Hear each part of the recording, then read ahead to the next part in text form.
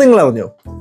അറിഞ്ഞു കാണും, എന്നാലും ഞാനൊന്ന് പറയാം. നമ്മുടെ സർക്കാർ സാധാരണക്കാരുടെ ജീവിതം മെച്ചപ്പെടുത്താൻ വേണ്ടി എന്തെല്ലാം കാര്യങ്ങളാണ് ചെയ്യുന്നത്. ഇപ്പോൾ ചെയ്തത് വിപ്ലവകരമായ ഒരു കാര്യമാണ്. എന്താണെന്നല്ലേ, ഇതൊന്ന് കണ്ടു നോക്ക്.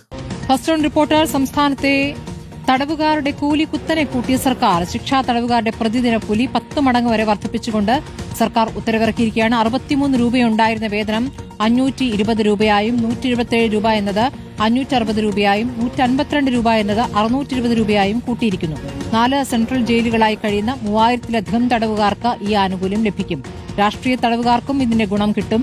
തടവുകാരുടെ അന്തസ്സ് പ്രധാനമാണെന്ന് ഉത്തരവിലുണ്ട്. പണ്ട് 60 രൂപയായിരുന്ന ജയിലിലെ ദിവസക്കൂലി ഇപ്പോൾ 550 രൂപ ആക്കി. ഇത് കേട്ടിട്ട് നിങ്ങളുടെ കണ്ണുവെല്ലാം തള്ളുവാണെങ്കിൽ അങ്ങനെ തള്ളണ്ട. കാരണം ഇതെല്ലാം ജനങ്ങളുടെ നന്മയ്ക്ക് വേണ്ടിയാണ്. നമ്മുടെ തൊഴിലുറപ്പിന് പോകുന്ന ആൾക്കാരുടെ ദിവസക്കൂലിയേക്കാളും കൂടുതൽ. അതെ, ഇനിയിപ്പോൾ ജയിലിൽ പോകാൻ ആരും പേടിക്കേണ്ടതില്ല. കാരണം നല്ല ശമ്പളം, നല്ല ഭക്ഷണം, പിന്നെ പോലീസ് പ്രൊട്ടക്ഷന് കൂടി താമസിക്കാൻ പറ്റിയ നല്ല ഒന്നാം തരം സ്ഥലം. അപ്പോൾ ഇനി ജോലിക്ക് ശ്രമിക്കുമ്പോൾ ഈ ഒരു ഓപ്ഷൻ കൂടി മനസ്സിൽ വെച്ചോ.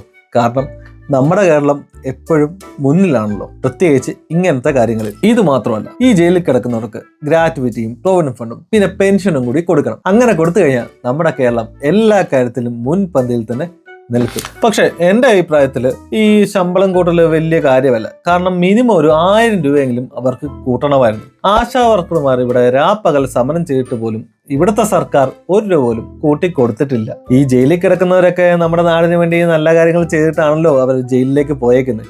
അപ്പോൾ അവർക്ക് എന്തായാലും നല്ല പോലെ ശമ്പളം കൂട്ടി കൊടുക്കണം. ഫിലിപ്പിന്റെ